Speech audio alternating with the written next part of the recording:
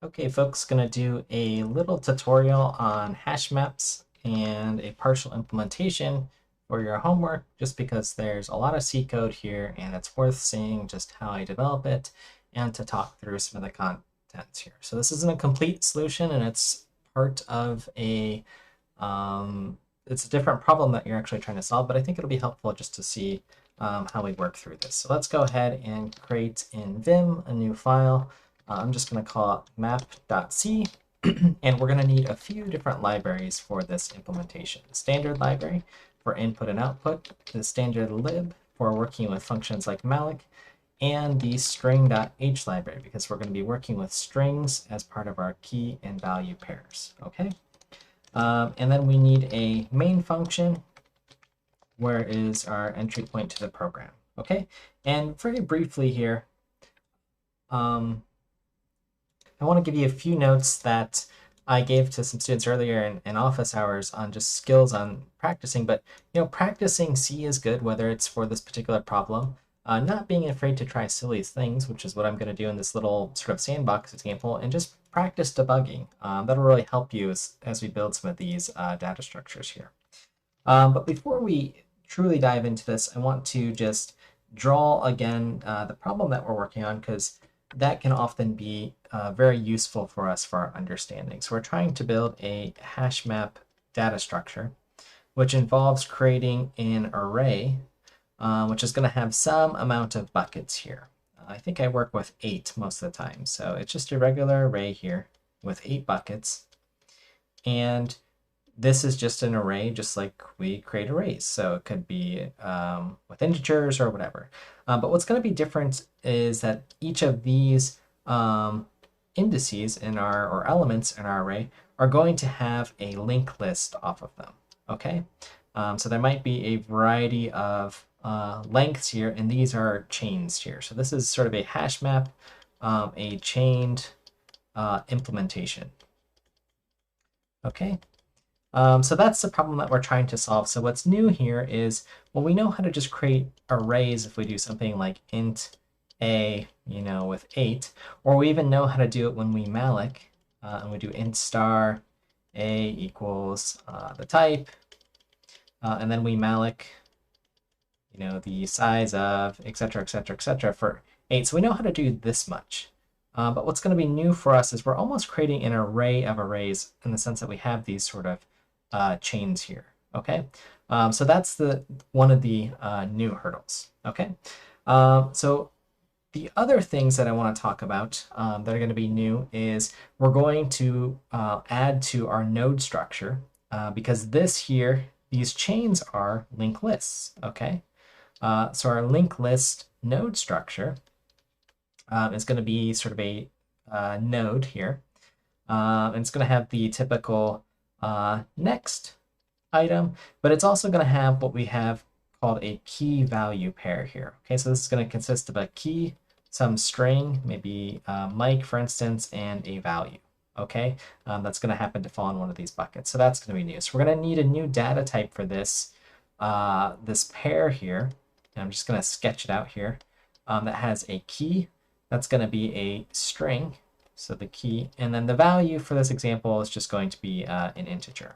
Okay, so that's what we have to decide. The key is how we look up things, and then the integer is what's stored in this actual node here. That's the actual data that we care about. Okay. Now, so some ideas here with the hash map again to remember is we have to figure out, once I have one of these nodes, say this node here with Mike in it, how did I decide that it goes into this bucket? So for that, we need something called a hash function. And the hash function's job is really just to to be a function where you're given some input, and then you're given a new output. And that output's going to be constrained between this range of a value of 0, 1, 2, 3, 4, 5, 6, or 7. So however many buckets we have. Okay, so it'll give you some range here between 0 and 7. So that's the idea with the hash function. Okay, so that's at a high level the problem we're trying to solve. Let's go ahead and now dive back into the code with our hash map. Okay, so what do we need here? A few of the things that we talked about. Well, we're going to need our main hash map data structure here. So I'm going to go ahead and create that. Type dev struct hash map. And we need some amount of buckets. And we need our array of lists here. Okay, so this is going to be an array of lists. So again, this is new, this 2 star here, but this is basically, well, we've seen 1 star allows us to get a pointer to a block of memory. And this will give us a essentially a pointer of pointers. So an array and then of node stars is what this is giving us. Okay, or an array of lists. So an array of node stars, and we know these node stars are part of our linked list. Okay, so let's go ahead and create that node data struct here. Okay, node here. And I'm going to call this node t. It's going to have the typical pointer to the next node. That's how we chain things together.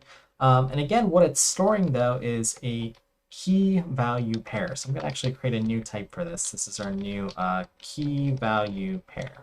Okay, so let's create that key value pair. Okay, struct. We're going to have our pair. Let's call it pair t.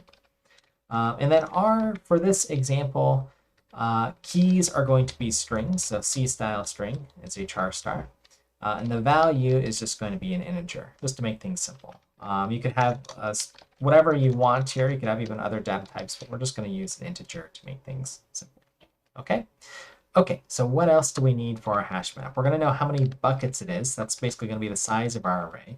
And then the list can be however long they want, because those are essentially singly linked lists in each of our array indices. Okay? These guys here. Okay, so now the last part we need in our hash map is the hash function. Okay, so this is going to be a new idea here, but I'm going to create another field here called the hash function pointer, and just call this the hash function here. Okay, so what is this? Well, this here that I'm writing here, I'm actually going to define the data type for hash function pointer, because we don't have a data type for this yet. Okay, so this is something new. We're going to create the data type for it, and I'm going to write it out as type def. So it's a new type, int star hash function pointer. This is its name, and then char star int, and then a semicolon. Okay. Now, what is this thing I typed? Well, just breaking it down, type def, so it means we're defining a new type, and this is what the type is. And what this is actually a function pointer type definition. Okay, so what does that mean? Let's go ahead and go back to our drawing board. I'll erase this here, or just part of this here. And this new idea that we have called a function pointer. Okay, most of this is going to be given to you, but I just want you to know that when we have our programs, so this is our source code here, we have functions in our program, something like, foo, and those functions exist somewhere at some memory address, so 0, 0, FE, or wherever this address happens to be. So I can have pointers in my structs. So here's our struct for our hash map. And I can have a pointer, and let's just call this p, and that can actually point to this function. Okay, so a pointer that points to a function is called a function pointer, just like we have integer pointers and floating pointers and so on. So the idea is I can assign this pointer to a function in our program that has a particular signature, and by signature I mean its return type, the name, and perhaps any arguments if there are any arguments for this function. Okay, so I can point to other functions, and that's a way that I can sort of change how this data structure acts. Okay, you know this in other languages as classes, but C doesn't have classes, so instead we have function pointers that are stored in our structs, which can point to different functions. Okay, so that's the idea there, just so you know what's going on here. So I've just created this function pointer here. Okay. And that's going to be part of our hash map structure. Okay, so we actually need a function though for this hash map. Okay, so we'll get to that. But let's just start creating our actual hash map here. So we're going to need some functions here. Hash map t, and this is going to be our hash map create function here. Okay, and we're going to create a hash map, and it's just going to need some amount of buckets to store information. Okay, so let's go ahead and save first and compile this just to make sure see if I've made any mistakes. I'm going to do that with -g w all the source file, and then output this just as map. And oops, it looks like I have made some mistakes here at line 24. I need to return. Okay, so just in this function that I'm writing, that's okay. Okay, so let's continue on. So let's allocate for this hash map. Okay, so our return type is a hash map. That's what this data structure is going to give to us. So let's go ahead and allocate for that a new map. And we'll use our malloc function to do this. So malloc size of, well, however big our data structure is. That's this data structure here. Okay. And then that's what we're going to actually return here. Okay. So we're returning our map. That's what the hash map create's doing. Okay. I'm just going to save again and recompile. I like to do this as frequently as possible, just to make sure I haven't made any mistakes. And it looks like I do have a little error here because I forgot to give this the type hashmap t here.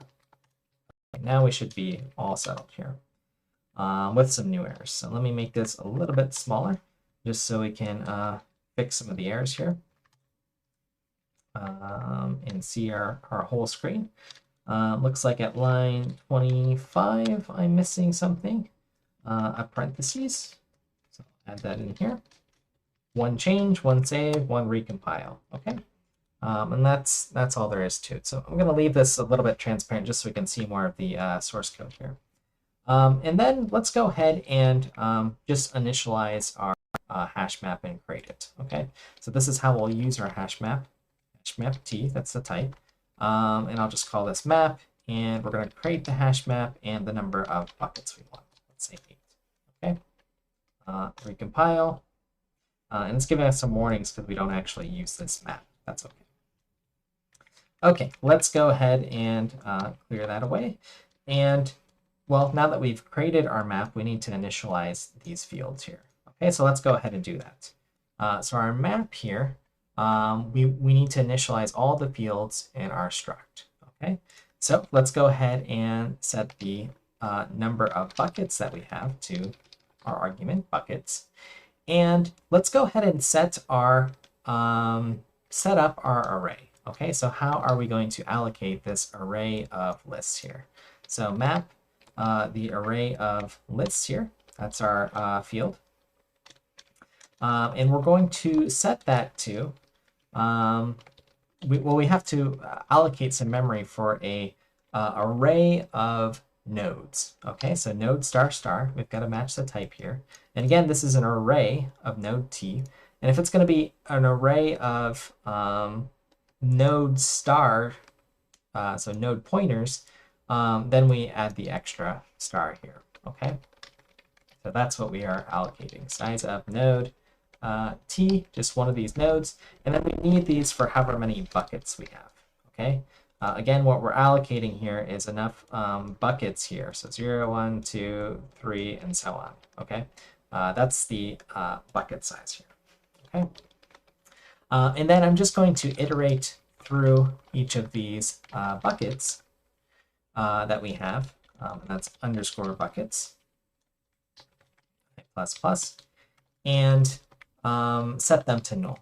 Okay, because it's always good to initialize our values. Okay, so everything in our list, array of lists is now empty.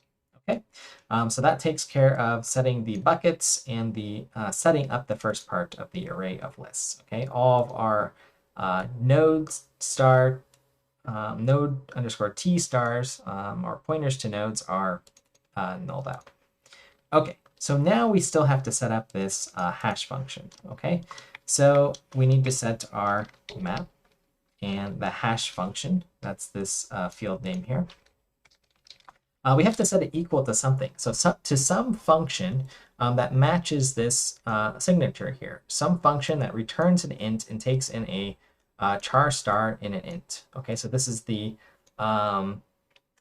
key, and this is the number of buckets actually that we're going to use in our hash function. So let's actually write a hash function for this. Okay, and I'm just going to give this a relatively simple name. So it needs to return an integer. That's this here. And I'm just going to call it string hash, because what we're going to do is take strings or C-style strings, char stars, and convert them into an integer. Okay, so we're going to take in my key, whatever our key is, and then the number of buckets. Okay, and again, remember the hash function is really important for our Hashmap implementation, right? That's what's deciding, which bucket of these 8, when we have any string, it goes into. Okay, and then we add on to those lists here. Okay, so the string hash, we're going to write a simple one that just takes in the length of our key and mods it by the mod operator, the number of buckets. Okay, there's probably other functions we could use here, but this mod operator again constrains us to the number of buckets we have. Okay, that's how mod works. It gives us the remainder. So even if I pass in a key that's 100 characters, if I have 8 buckets, it'll divide 100 by 8, and whatever the remainder is which bucket it goes into. Okay, so just a little reminder on how the mod operator works there. Okay, so now that we have that hash function here, we can actually assign it to our hash function here in our structure when we create it. Okay, so this is just going to point to string hash. Okay, so it's pointing to the address of this function here. Again, that's the idea of a function pointer. Okay, so now if I save this, let's compile it, see if I made any errors. I made a few. So at line 16, this should be called my key. And let's go ahead and make sure we're good there. And we just haven't used our map yet, so we're going to get to that next step here. Okay. Okay, so that's creating our hash map.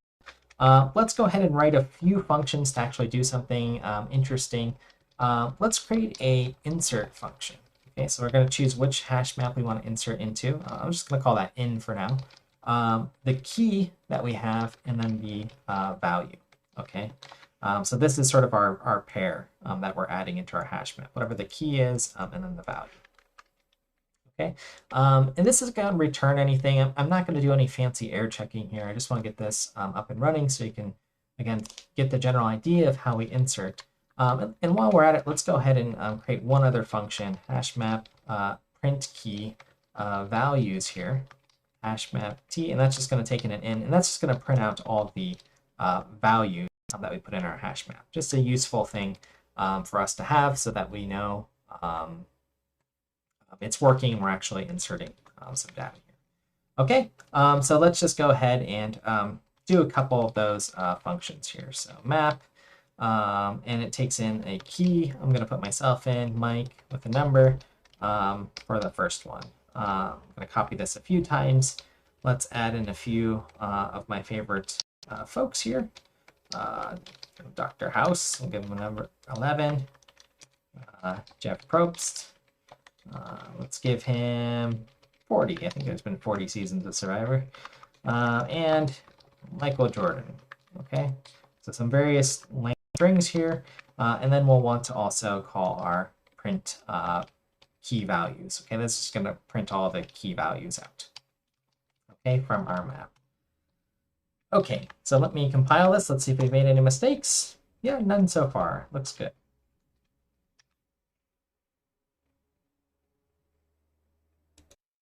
And I've just realized this function call actually doesn't exist. That's why it keeps giving me the error, but this is our hashmap create function here. So let me run that and actually get rid of that error. Okay, just needed a second to think about that message. Okay, let's go ahead and write our insert function now. Okay, so there's a couple of steps here that we have to do, but they're not too bad, but we need to create a new pair. Okay, I'm just going to call it new pair. And let's go ahead and malloc for that new pair. So however big that data structure is for pair T. And what the new pair has is a key, and we need to allocate for that to make sure we have some memory. And it's going to be the string length of, well, whatever the key is that we're reading in here, okay? This key. Let me actually rename it to key in just to make that clear, which key that we're working with. So that's string length times the size of a char, and then +1 for the null terminating character, I believe we need. New pair, and then the value is just going to equal the value that we're reading in, so this value. Okay, so this is our new pair. Just to remind you of what that struct looks like, it's just a key value pair here. So the key, whatever it is, some string, some value. Okay, so our example is Mike was the key and his value was 10 here. Okay. Okay, so we have a new pair at this point. Now let's actually, we need to do one other step here, but we need to actually copy in the string into our new pair key from our key input. Okay, so this will do the actual copy. So we've allocated memory for our key here for our new pair, but we actually want to copy this key in here, this source into this destination here. Okay, so now we actually have in our pair whatever that string is. Mike, Dr. House, Jeff Probst, Michael Jordan, whatever it happens to be. Okay, that sort of sets things up there. Okay, now let's actually create a node, because that's what our hash map consists of. Remember, it's a bunch of nodes here. Here's a node, here's a node. Here might be some other nodes that are chained together, etc. But they're just nodes. So we need a node in our data structure here. Okay, so new node. And let's go ahead and allocate this here. So we're just going to malloc the size of node T. Okay, our new node, remember we want to initialize the fields. So its next is going to equal null. We don't know what it's connected to yet. And the new node's key value pair is going to be the new pair that we just created. Okay, this pair up here. Okay, let's go ahead and compile that again. See if I made mistakes, and as always I have. So let's fix some of those up here. New pair, I forgot the equal sign. That's probably going to clear away a bunch of the errors if I recompile it. There we go. Okay, so now we have a new node, and it's got our new pair that we've created. Our pair is successfully taken in whatever these parameters are. Okay. Okay. Now the next step is to figure out where is this node going to go in our hash map. Okay, so the first step in that is to figure out which bucket it's going to go into. Okay, so the bucket is going to equal to, well, whatever our hash function decides. Okay, from our hash map data structure. Okay, so that's based off of the key that's coming in, and then the number of buckets that we have. Okay, in this particular map data structure. Okay. Okay, so let's go ahead and now that we know what bucket we're in, let's go ahead and try to figure out where does that node go in the hash map. So does it, if it goes in bucket 0, does it go at the start, or does it go somewhere else here? Okay, is there a chain here? For this implementation, I'm just going to always put it at the start once we figure out what the bucket is, and then we'll move the pointers around to sort of extend this chain here if there are multiple entries that have a collision and go in the same bucket here. Okay, so let's go ahead and do that. So I'm going to create just a temporary node t-iter.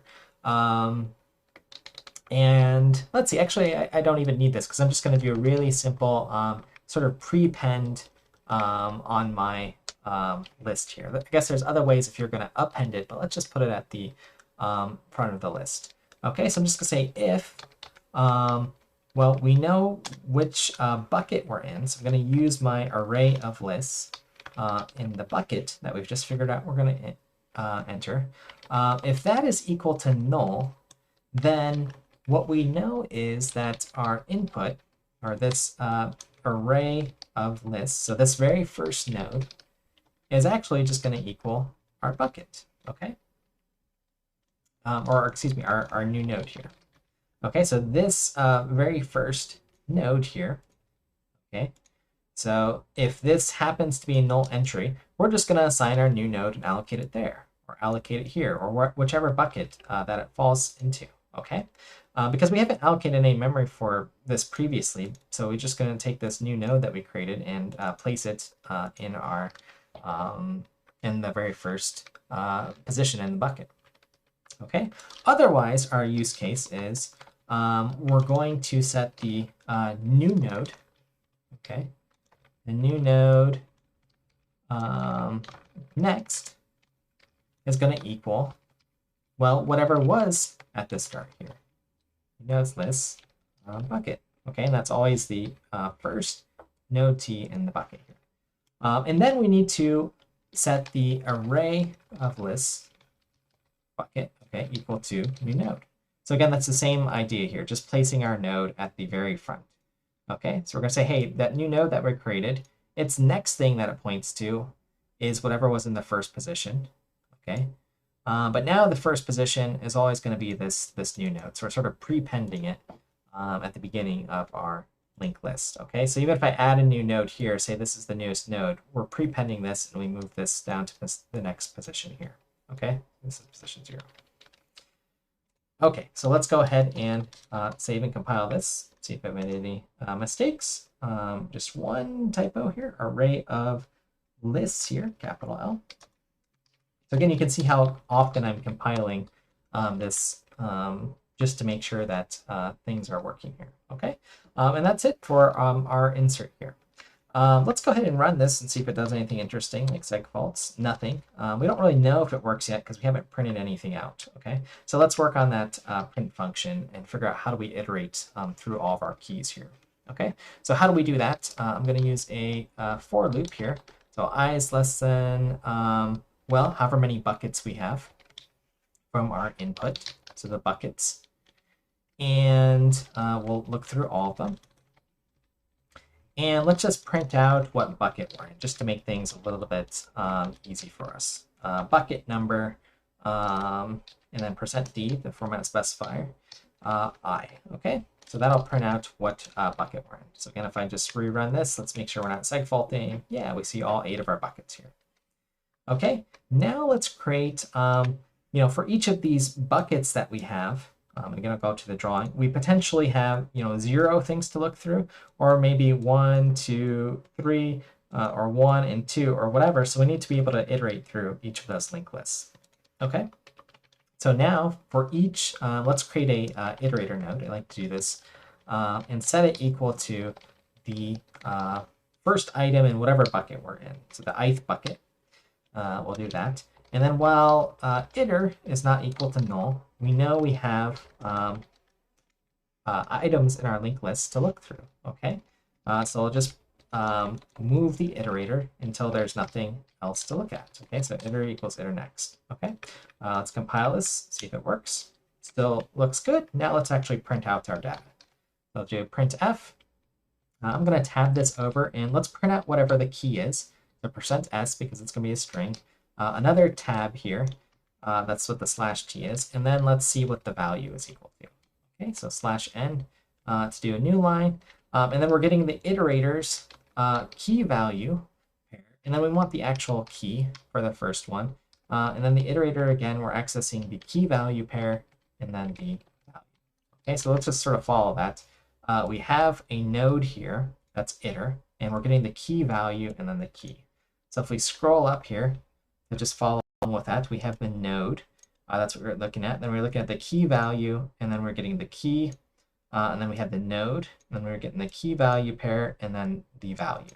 Okay, so it's sort of 2 layers of interaction here. That's why you see the arrow and then the arrow again. Okay, so let me write here and compile it. Let's see if we have some warnings. Oh, I forgot to include. So we have %s. That's our key here, the format specifier that holds place, but our value here is going to be an integer. So let's put in %d, the placeholder there, and compile this, and let's run it. Okay, and then we see in bucket 1 is where Dr. House was. Okay, based off the length of this string. Jeff Probst, which is 2 characters longer, so we'd expect it to be, sort of modded over to the second bucket, so we know that's working. Michael Jordan, which is another, let's see, 3 characters longer than Probst, so it goes 1, 2, 3 to the next bucket. And Mike just, goes it's the string length modded by bucket size. So string length is 4, modded by 8 gives a remainder of 4. So that is indeed putting it in the right bucket here. Okay, so this looks like it's working, and this is just a quick implementation. There's still more to do. Like, you might want to be able to update these keys, delete all the keys, which can involve sort of iterating through all the linked lists, and then deleting all of the buckets. You would want to check for other memory errors, and then also make sure that when you delete this data structure, you delete everything here. Okay, so I'll leave the rest for folks to do, and hopefully this was a helpful introduction.